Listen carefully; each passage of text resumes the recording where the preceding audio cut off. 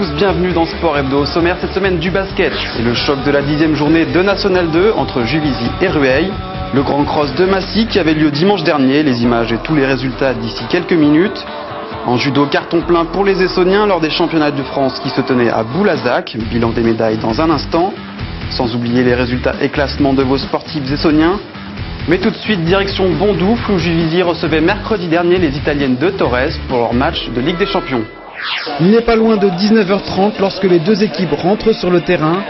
Fort de sa victoire au match aller 2-1 sur la pelouse des Italiennes, Juvisy a les clés du match en main. Un nul suffirait aux Essonniennes pour empocher leur qualification.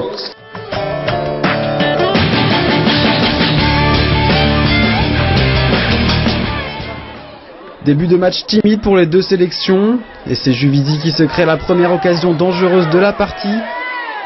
Sur ce centre de Laetitia Tonazzi, Julie Machard récupère mais voit sa frappe détournée par Tona, la capitaine italienne. 5 minutes plus tard, on retrouve Juvisy avec Virginie Mendes, lancée par Amélie Coquet. Le contre est favorable et le ballon retombe dans les pieds de Laetitia Tonazzi. L'attaquante de Juvisy crochette et frappe sans grande conviction, mais la gardienne italienne se rate complètement sur sa prise de balle. Le ballon finit sa course tranquillement au fond des filets. 1-0 dès la 11e minute de jeu, on se dit que Juvisy a déjà un bon pied en quart de finale. Il faut attendre la 26e minute pour voir une réaction italienne. Sandy Iannella centre pour Silvia Fuselli qui arrive à donner en retrait pour Patrizia Panico.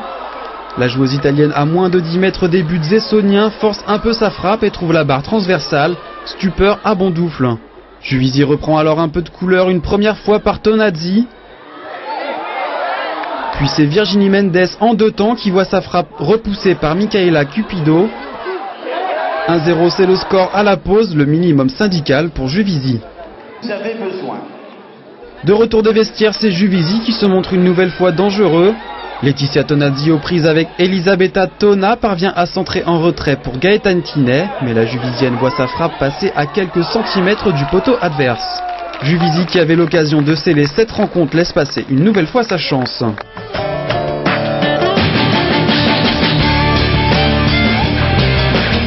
Les Italiennes se réveillent peu à peu, une première fois sur ce corner repris de la tête par Tona. La formation transalpine élève alors le niveau d'un cran et accapare le ballon. Motta centre pour Fuselli qui intelligemment laisse filer pour Iannella qui reprend le ballon et égalise. Un partout. Les Italiennes y croient encore à l'image de Fuselli qui tire ce coup franc bien repoussé par Audrey Mallet. Et c'est Tona qui rate ensuite l'immanquable, la capitaine de Torres peut s'en vouloir, elle avait la balle d'égalisation au bout du pied. Les Juvisiennes tiennent bon mais ne trouvent pas la solution et tentent alors des frappes lointaines comme un aveu d'impuissance face à cette équipe italienne qui pousse de plus en plus. Et sur ce débordement, Camporese pousse Amélie Coquet à la faute. Sur le coup franc qui suit, Camporese, toujours elle, parvient à centrer en deux temps pour Fuselli, étonnamment seule au milieu de la surface. L'Italienne ajuste parfaitement sa frappe, 2-1, les compteurs sont remis à 0. Elle tire, c'est renvoyé par le mur, les trois qui sont dans le mur, elles se font éliminer par une seule joueuse sur une fin de un crochet. Et ça, c'est inadmissible à notre niveau. Les Juvisiennes n'ont plus le choix, si elles veulent se qualifier, elles doivent marquer et surtout ne plus encaisser de but. Premier sursaut sur ce magnifique coup franc des 35 mètres tiré par Soubéran. Sur le corner qui suit, Machard reprend de la tête, Motta sauve sur sa ligne. Et enfin ce qui aurait pu être le but de la soirée, sur ce centre de Coquet, Tonazzi contrôle au milieu de 3 Italiennes et tire en pivot. Malheureusement sa frappe passe à côté. Fin du temps réglementaire, les deux équipes vont devoir jouer les prolongations. 30 minutes supplémentaires dont se seraient bien passées les Juvisiennes qui enchaînent leur 3e match en moins d'une semaine.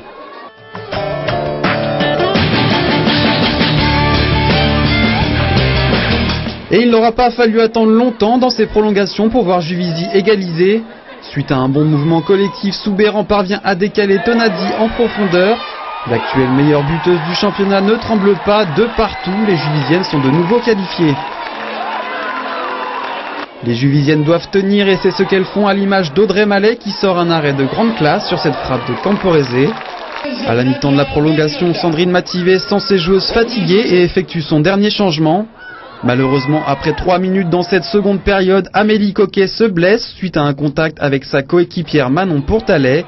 Juvisy finira la rencontre à 10. 10 est le nombre de minutes qu'il reste à tenir aux Essonniennes. Les Italiennes tentent le tout pour le tout mais n'y arriveront pas. Coup de sifflet final, Juvisy arrache la qualification dans la douleur. On est bien préparé physiquement, donc elles ont pu aller puiser au fond d'elles-mêmes d'un point de vue physique et puis d'un point de vue aussi psychologique.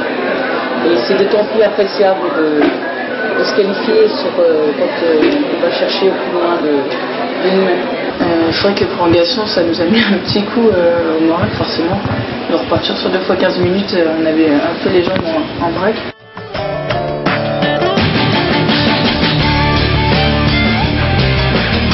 Un combat sur le terrain mais également en dehors. Les footballeuses féminines sont encore à des années-lumière du statut de leurs homologues masculins.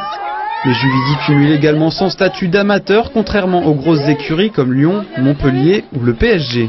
On se bagarre plus qu'un club comme Lyon qui a les moyens et qui peut se permettre de voyager avec un jet privé. Nous, on ne peut pas, puisque je le saurais s'il y avait un jet privé à Juvisy. Donc je pense qu'elle mérite largement, même plus, et je pense que là on a une reconnaissance sportive et le travail accompli déjà des joueuses, du staff, d'un club, d'un département aussi, parce qu'on est quand même soutenu et je pense qu'aujourd'hui on a montré qu'on était capable de pouvoir recevoir, notamment après un quart de finale. Juvisy veut prouver qu'elles ne sont pas là par hasard, que ce soit en championnat ou en Coupe d'Europe. Une ambition clairement affichée par Sandrine Mativet lorsqu'on lui demande si elle a une préférence pour son adversaire en quart de finale. Peu importe, j'aimerais éviter les Allemandes pour les jouer en finale.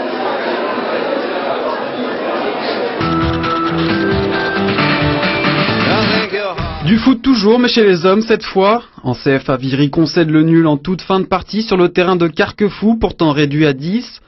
Au classement, les hommes d'Isaac Ngata pouvaient s'emparer de la première place, mais restent 4e à 2 points du leader Avranches. Mais Viry compte un match en moins. En CFA2, Sainte-Geneviève l'emporte face à Wascal 3-2 après avoir été mené au score 2-0. Les hommes d'Emmanuel Dorado sont 7e au classement à 4 longueurs du leader Valenciennes. En basket, Juvisy leader recevait Rueil, son dauphin, pour ce choc de la 10e journée de National 2. Un duel au sommet donc entre deux équipes du haut de tableau et un entraîneur de l'Alert plutôt confiant avant le match. C'est un match normal, match de basket, c'est pour ça qu'on est là. Voilà, on en saura plus dans 2 heures. Mais bon, l'adversaire est intéressant, on va passer une bonne soirée. Nous on a la meilleure attaque, ils ont la meilleure défense globalement.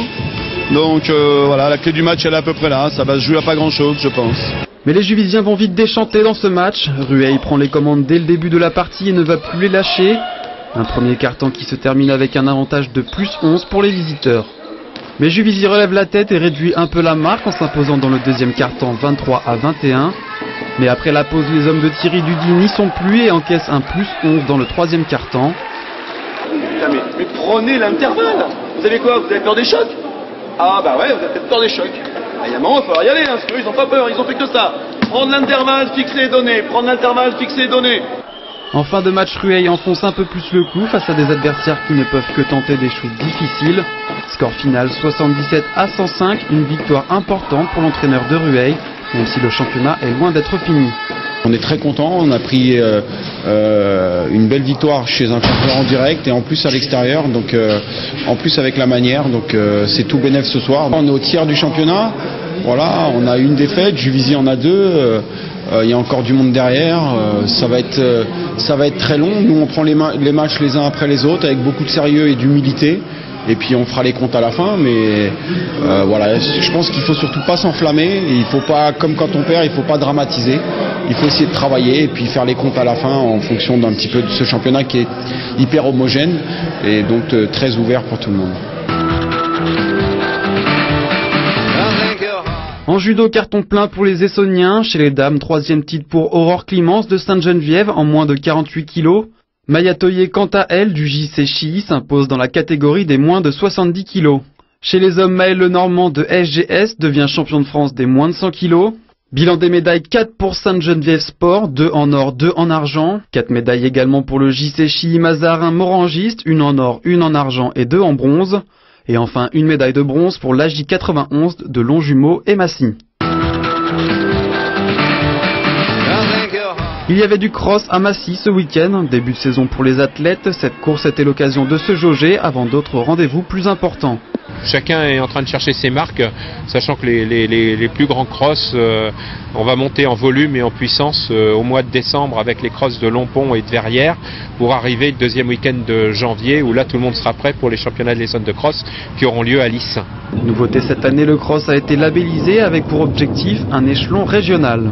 Le cross de Massy, donc cette année, a reçu label Fédération Française d'Athlétisme, donc ce qui lui permet de rentrer dans les crosses officiels, grâce donc au concours des deux clubs qui l'organisent et puis du comité de l'Essonne d'athlétisme qui est venu avec ses juges pour donc attester du fait que ce cross est maintenant un cross label régional. Aujourd'hui, le comité d'Essonne est venu parce qu'on a un objectif, c'est de pouvoir d'ici 2 ans organiser les championnats régionaux de cross sur ce site ici même. Chez les femmes, c'est Nathalie Favreau qui s'impose en 20 minutes 53 devant Laura Dufetel et Caroline Sanzier. Du côté des seniors hommes, c'est Mohamed Ben Oudja qui finit en 28 minutes 29 devant Sébastien Dauvillier et Tony Donois. Le S Massy a conforté son rang lors des interclubs qui avaient lieu ce week-end. Sophie de Ronchy s'impose en 200 mètres 4 nages et finit deuxième du 200 mètres brasse. Du côté des nouvelles recrues, Anna Sherba finit deuxième du 50 mètres nage libre et troisième du 100 mètres nage libre. Quant à l'ancien nageur de Créteil Clément Beck, il finit deuxième du 200 mètres 4 nages et troisième du 200 mètres d'eau. En handball national 1, Massy recevait Villepinte et s'impose 44-26. En national 2, ça continue pour les hommes de Michel Liorès. Saint-Michel s'incline de peu face à Pouzauges, 26-23. Et enfin du hockey, Viry s'écroule dans le 3e tiers-temps face à Lyon et s'incline 3-9. De son côté, Évry crée la sensation en allant s'imposer sur la patinoire de Toulon 4-3. À noter le derby essonnien ce week-end, les Peaux-Rouges accueillent les Jets. Voilà, Sport Hebdo, c'est déjà fini, mais rassurez-vous, on se retrouve mardi prochain, même heure, même endroit. Bonne semaine à tous.